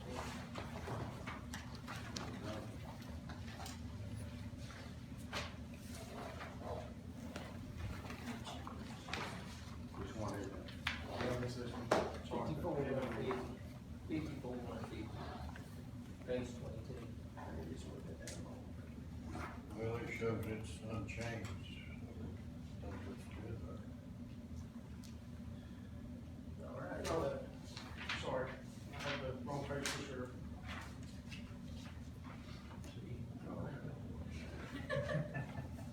Good. No shame. Okay, anybody got anything else for the sheriff? Thank you for all you do. Thank you, Chief. Thank you. Allen. Appreciate it. Lieutenant Gallagher, we appreciate it. You too, General. Well, we appreciate community support, we're blessed with Hawkins County, and I talk to my officers every day, see that properly, but I stressed to them that we're here to serve the public. What we deal with 80% of the good people, take my field back. But, my men and women are highly trained. They're willing to give their life for it, they don't know. Everything they're calling for changes in Washington. Bob's been doing that for years. Well, they say that, when you work in a job, if you're happy with your job, most folks are willing to take a lower pay rate because they're happy in their job. And I know that our officers, by and large, I know you can't speak for all of them, but they love where they work. And I think that says a lot about your leadership there too. I've never heard an officer disrespect you even when you're not around. I haven't. And I hang around with a lot of them, but I appreciate the culture you build, because you're building a culture in a department where people go out and they deal with the bottom of the barrel every day. And they love what they do for the most part. So, I appreciate your department, and as far as I go, I want to support y'all I can. I appreciate that. They understand changing somebody's flag or taking them to get gas is just important to arresting somebody. You gotta take care of the people, the good people, that's what we're here for. I'm blessed they got an excellent department. Y'all know I got an amazing administration, great team. I appreciate y'all. Thanks, Sheriff. Oh, yeah, we did put 1.3 bill. Last one, what the code. Tony say you're on buying lunch today. Something like that. Yeah, I think we're gonna set these. No, it would like to be considered for 1.2. The COLA raise. Whatever it is, this year. Cost of living raise. Got a cost of living, would like to be considered for that. Is that every employee? Yeah, I mean, it's just like, we've been asked for the last few years that we were supposed to be based on the COLA, we didn't ask for it, and next year we'll ask for the COLA raise. So the cost of living raise, just, like Social Security, I think whenever it started, we're still 7.8% behind, but we just. What would that cost, Eric, So, do you know? That's what I was gonna ask you, Tony, we figured what that would be. Not the 1.3, I can do it real quick, but it's, it's what Social Security's getting this year. That cost of living raise is what we wanna ask for, to try to step the times. Thank you, guys. Thank you. Can y'all send Mr. Elkins in if he's out there? Mr. Elkins? Yeah, he's out here.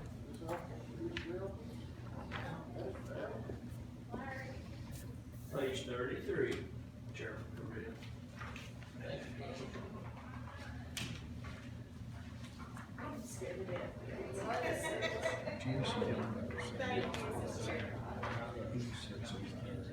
Do what? I just didn't want you to. He got some training, just full factor. Just the hot seat. That's the hot seat, you can have the hot seat. They wouldn't sit down with the chart. Yeah, I saw that, I did too. I took a tour, and it's, No, it's all cute. I like leaving, but. Good morning. Good morning. How's everybody? You got to see whenever you want to start. Okay, we appreciate you entertaining us for this presentation. Basically, if you've got a copy of the budget that we presented, it's almost identical to last year's budget. The only thing we increased was for electricity, and I thought we'd increase the gasoline because it's going up, but basically energy costs. Other than that, everything is basically the same as it was last year. I'll be glad to explain anything that's of confusion to you or anything. We did increase the,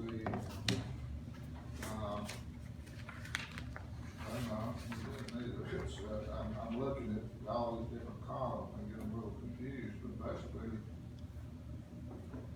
as you, I'm sure, read in the papers, we're doing quite an extensive amount of research and engineering work on a 100-acre site that it's been, and so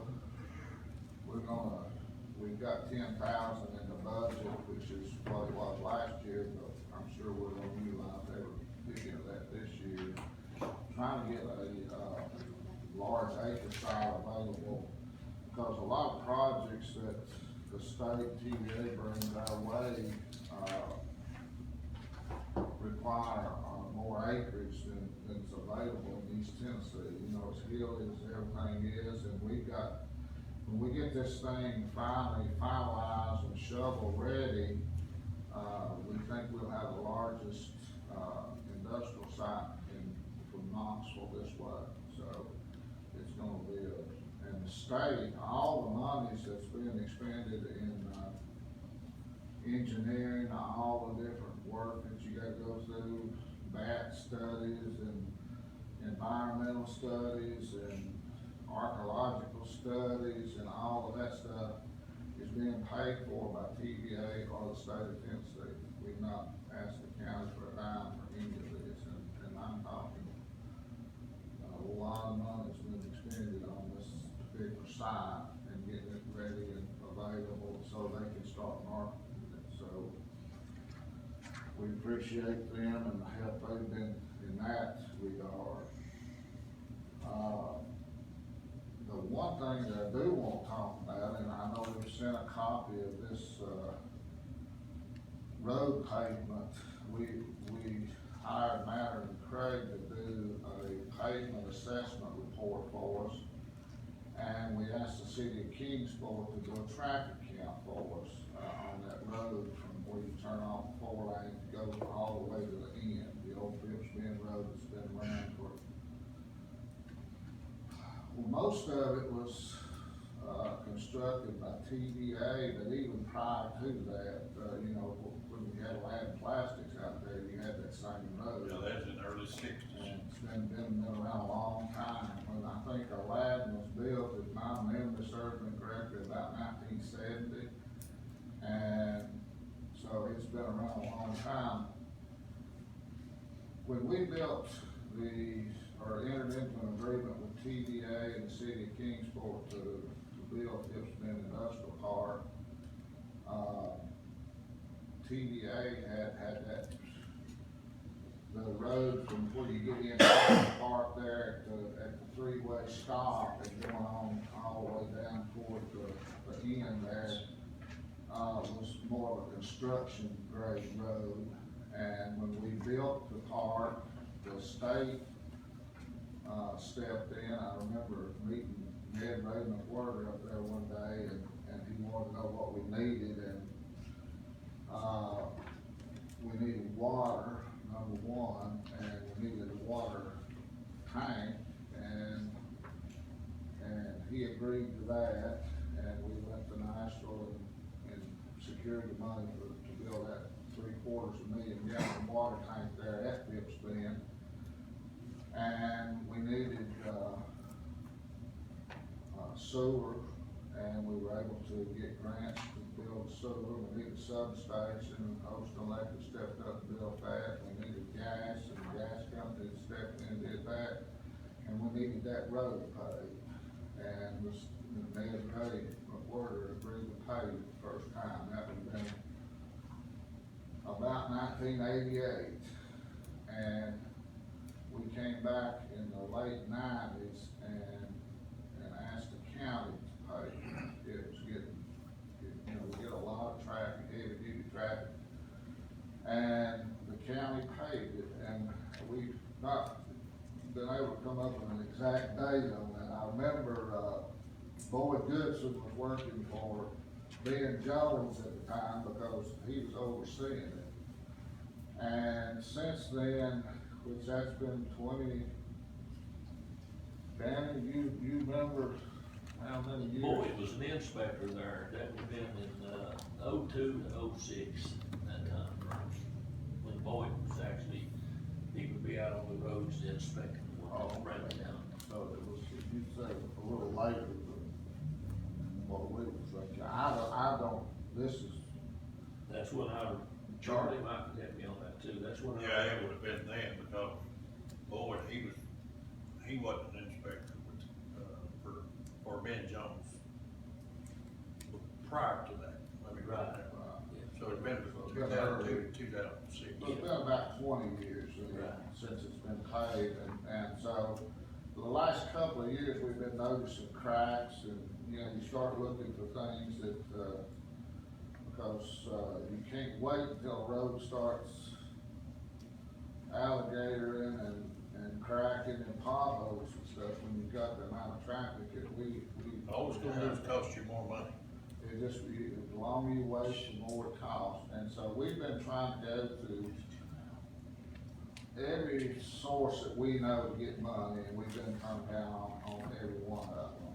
Especially states that, you know, this is a county road, it's a county issue, you paved it before you need to go to that source, and so that's the reason we're coming back.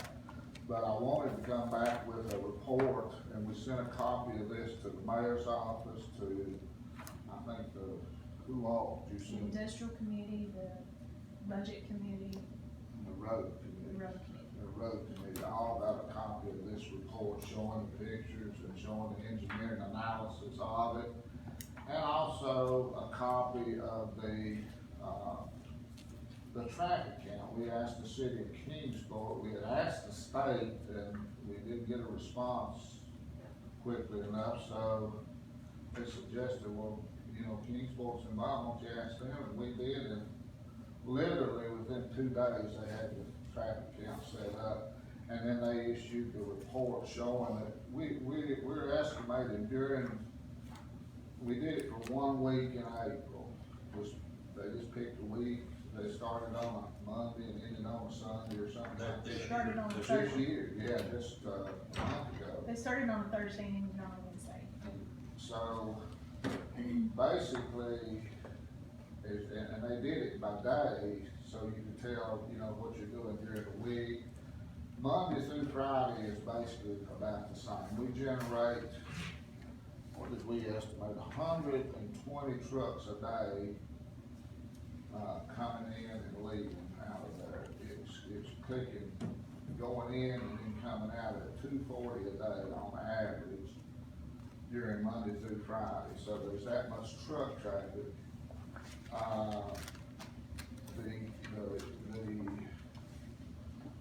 The total going in and coming out of there in 1 week, was 18,655 vehicles. And then they can break it down by, you know, what size vehicle it was, how many axles it's got, how much it weighs. It's not like the old clicker used to be, you know, when you run over it just clicked up another number. But, we presented all that to you. I mean, there's a lot that goes on up there, and which is a good thing. I don't think the budget committee got a copy of that book. I mean, I didn't get one. I just, what I was gonna recommend, Mr. Rivera, in the future, send all commissioners one. You know, if you're gonna send one committee member, we'll send. Well, I mean, the committee didn't get one, but I didn't anyway. No, I didn't either. All commissioners should receive the same. Jeff, I got, yeah. I got one because basically, Larry, when I seen it come out in the newspaper, I'm a hands-on guy, okay? So when I seen it come out in the paper, I drove down that road to look. I said, I'm gonna go look. So I looked, okay? All right, now, this is just me talking, but I drove down like twice down that road. You know, I looked and I said, I don't see any potholes. I don't see any places where the road's been patched or anything. So I come back, and I think the newspaper alluded to a study, engineering report. So I emailed Rebecca and asked for a copy of the report. It took a couple of weeks. I got it. And I sat down and looked through that report, and basically, if I had not seen that report, I'm not a blacktop man, okay? But just my observation, I seen no potholes, I seen no patches. And I'm like, this road looks better than 11 doesn't. But, and I'll say this for the committee and for the commissioners, you have to see the report to understand and to see the significance of of what Eric's talking about. You can't do like I did and go and look and drive down the road and look for a pothole. The damage is not, it's not cracks. It's, Those higher line cracks that's in the blacktop, that's what it was stored. We will, Are you gonna send us you a want copy? to. Yeah, I mean, are you gonna publish another one of these? Did these I've come? got, yeah, that's from Matter and Craig. Matter and Craig. And then I've got a sent us- digital copy, so I can, if you will make sure that I have your email correctly, then I will send a digital copy out to you, because we only have 3 hard copies. Or if you prefer a hard copy, I can make copies and give it to you. I'm okay with electronic. Okay. Just make sure I have your correct email address. I know you got one, I don't need a copy. You don't, well, I mean, you need to see one. I will get a list Can I from look the, at that hard copy? yeah, I'll get a list from out front, just to make sure I have everybody. That's the only 2 I have, besides what Larry has right now. That's cause she didn't think you could. That's what. Get that phone out. Anyway, you know, we'll get everybody copies, if you want a hard copy, you probably need to tell, I'm not sure. Do you have the capability of producing something like that, or what you have to do to get? I can print off what I have, the digital version of it, and then, Okay. Now, is this what you're talking about, is this part of the new request of the 115,000 that y'all are requesting? no. No, this is like 1 This is 1.2 million. Can you tell us about your new request? It was just the electricity. Oh, that's the airport, I'm sorry.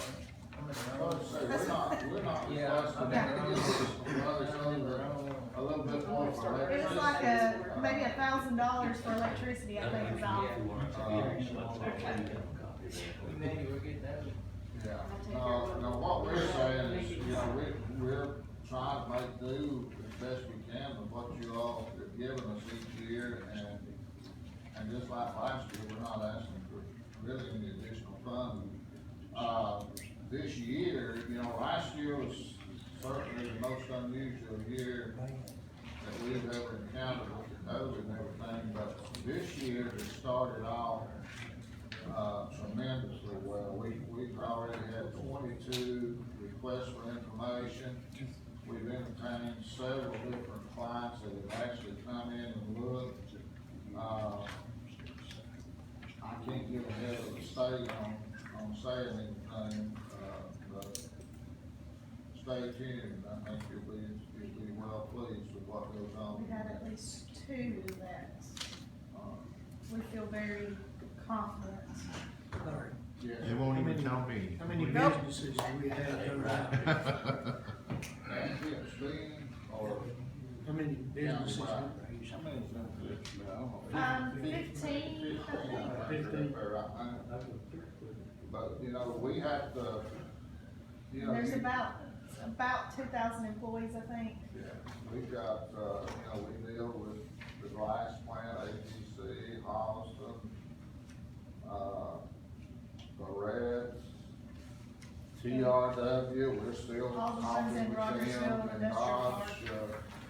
and we have to deal with all of them. We have, in years prior to this, we've always had, we try to have 2 meetings a year, one in January, one in July, with the industries there at Phipps Bend to see what kind of issues they've got. But then once a year in September, we have what we call a REAP meeting, and TVA is hosting and The state of Tennessee, State of Tennessee. USDA. And we invite all the different parties to come in, and we provide a breakfast for them, and REAP stands for, Retention Expansion Assistance Program. And so we're trying to make it all existing industries to see if they got certain needs and things that maybe we're remiss and do it, and that's usually very well attended. We try to have it early in the morning so they can get on, eat breakfast and hear what you have to say and get on with their place of business.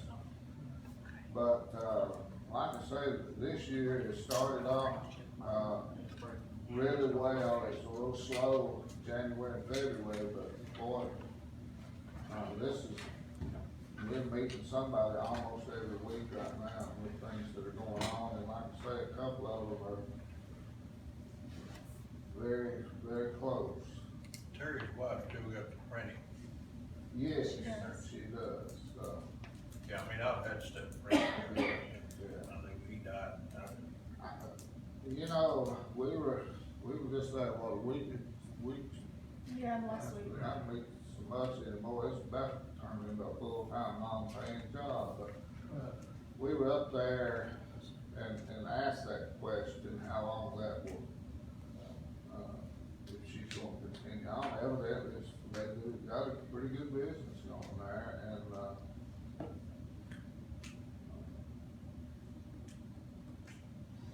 Larry, how's it working, networks? That's what's going on with that. they're doing good. Like I say, they're involved with every one of those RFIs. There are, like I say, this year, already this year, we've turned in 22 different projects to the state or TVA through networks. They have all of that. And,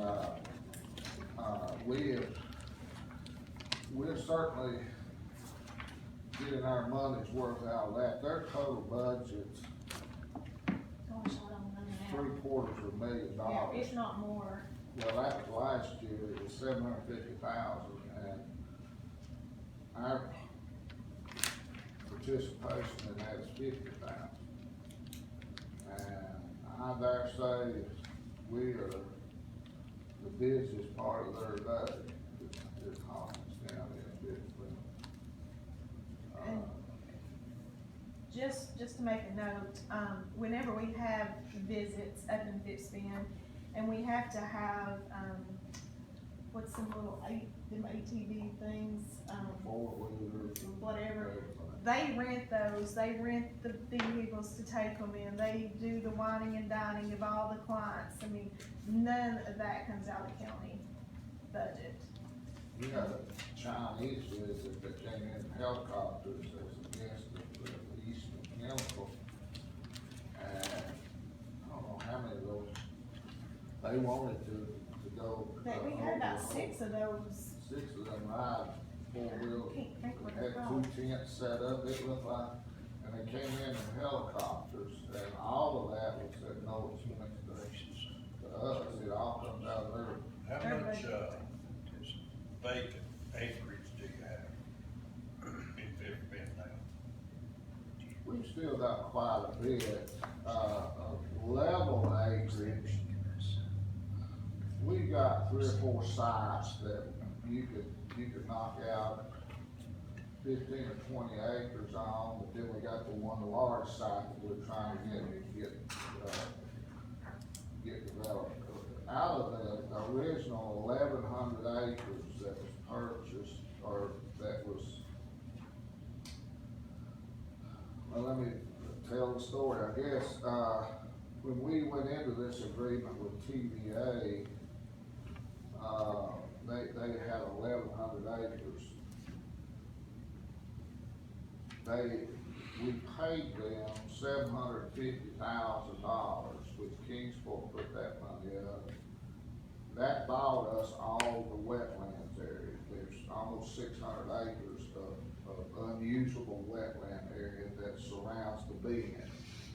And so the flat land is 500 some acres, and then TVA retained ownership back there, that 161 station. And quite a bit of acreage involved with ground mats that's unusable property. And then they've still got all, you got 400,000 or 500,000 boat lines that come and go at Bidsville, and they retain all of that. So basically usable property is approximately 500 acres. And we've still got, but a lot of that is pretty rugged country, even though it's usable.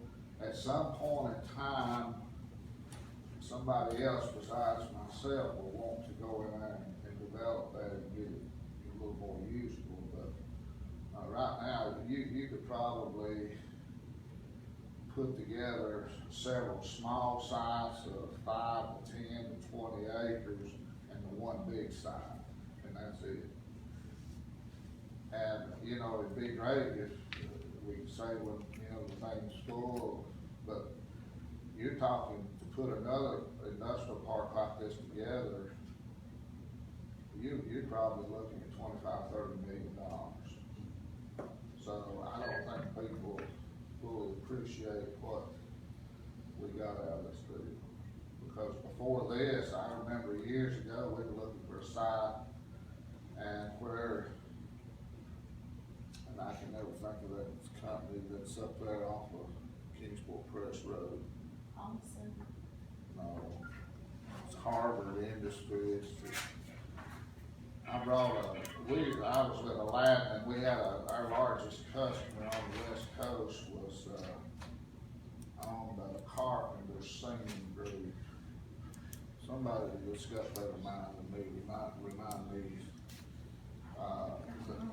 They made Strolee was the name of the company that I brought in. Do you remember Strolee and Cooper? Oh, it's Strolee. They made strollers, and they were at the forefront of the child restraint children. That was the name of the company, Strolee was the name of it. I don't know what's there now. I'm trying to think. Hutchison, maybe? Hutchison, yeah, that's it. Hutchison Sealing. I could never, I've got a mental block on Hutchison Sealing. But now that company, when we were in California, and that was our largest customer on the West Coast, and they wanted an East Coast operation. And so the owners looked over at me and said, you know, you find us one, and we'll build a plant. And so we got to looking, and we found that acreage over there where they're at now, and they came in and built one of the prettiest plants, I guess, in East Tennessee.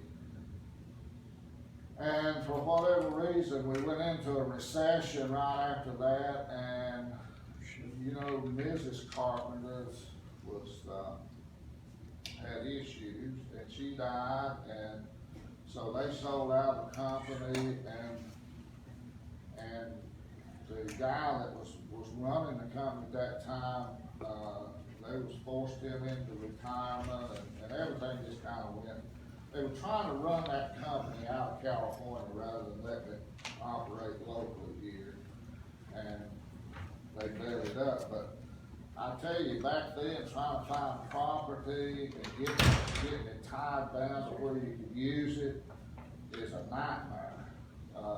Basically, we showed them that property up there, and then had to go and try to get a purchase agreement from the landowners there on that, and we showed a property we didn't own because you couldn't go out and do stuff like that. This Phipps Bend has been a godsend really for industrial development in Hawkins County, and to this day, the only thing the county's got invested in Phipps Bend is that one road paving. The rest of it's been private or public, state, federal, Appalachian Regional Commission. I mean, we've tapped everybody that is anything. Larry, do you, up there at the industrial park, the infrastructure, okay? If, like the water lines and stuff, are those plants, if there's a breakage in the water line at, say, one plant, does it affect the other plants? Currently it does. We had a major water outage, and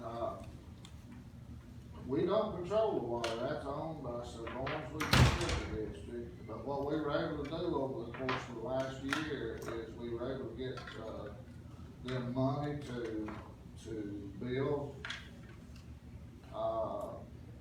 some loops in the system, so if you had a breakage here, we could divert that and keep water flowing to all your other industries. Just like on electric system, you never want all your eggs in one basket. If you build one feed into an industry, you gotta have another way to go around it in case, you know, you have a car wreck or something. And we were able to get Sigourneville Utility District money to do that. We were instrumental in getting every penny of that. We also were able to get them a low, if not zero interest loan to redo the water tank that we were able to get the state to build for them up there. We got them a low interest at zero, maybe zero interest loan to do that, so. Does that include, fire hydrants, things like that? Yeah. Through the fire system? Okay. Yeah, all that is owned and supposedly maintained by the Scoresville Utility District. And so we work very closely with them on the sewer system. We work very closely with, the city of Churchill maintains the sewer. We got a sewer pump station there that pumps the sewage through Churchill, and then they deal with it, of course. So we all work together to keep everything going. And right now, the industries are taking back off. Like I say, I can't get ahead of the state on telling you what's going on, but I think you'll be real excited in the next little bit as to what is going on. Does anybody else got any questions about that? If not, thank you. Thank you, Mr. Chairman. We'll get you copies of this kind of an unusual request, and, to everyone that wants a copy of it, and, does this, I assume, would go through the road committee or something, as far as the road It request? probably needs to. Roads and budget, obviously. Like I say, it's been 20 years, and, it's time, and, as I think Charlie said, if you put that one off, it costs you more, in the long run. So we appreciate you all, appreciate what you do, your service to this county. Thank you. Thank you.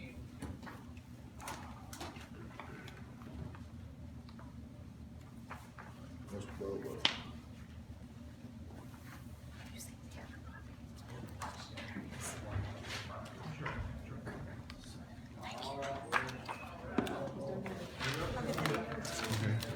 These guys probably want to, these are ad hoc committee guys. These are what? Ad hoc committee, so you're gonna decide how to spend the stimulus money. Well, this ain't gonna be good for you, You gotta, hopefully it won't take me real long. If everybody wants to turn to page She'll send you a copy of that. 31. Yeah.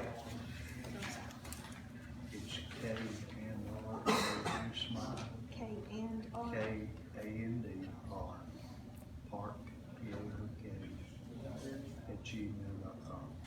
Sorry. Everything ready? Thank Floor's you. yours, Mr. Ray. Okay. Uh, I think Mr. Woody will take one. Blake Ramsey with UT Extension. Just to make this like, pretty brief, if you look at, the difference between this year's, budget and last year's, it's $155, and that's essentially just the difference. We're gonna go to colored ink in our copier versus black and white right now, we're gonna make that color, and that's the difference in that price for the rental of the copier. And, as far as our budget, it's gonna stay, keep it the same as it was last year. If you have any questions over that? Anybody got any questions? Well, I think this person, I think that's pretty doggone good for me, coming in here to tell you $155 budget request, and just because we're changing things on the copy machine. I mean, that's pretty specific. Good job, man. Good job, Blake. Works out like that. And one thing I do want to say, I appreciate everybody's support on our new office. We're at the new office at 3815 Highway 66 South. And, we're getting settled in there, and hopefully Real soon here, we'll try to have an open house. We did have ag committee meetings, so there was 2 or 3 commissioners. That was those that got to see it. But we'll have an open house, hope everybody can drop in and see it. We got a lot more room, and it's really working out well. We appreciate the support on that. Other than that, I think it's. Everything's going good with the building and stuff.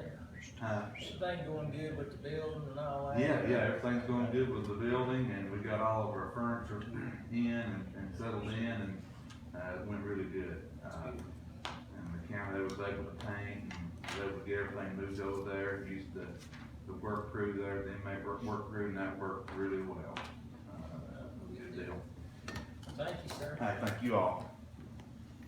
We're gonna take a 10-minute break. We'll come back at 22. I'm gonna go outside.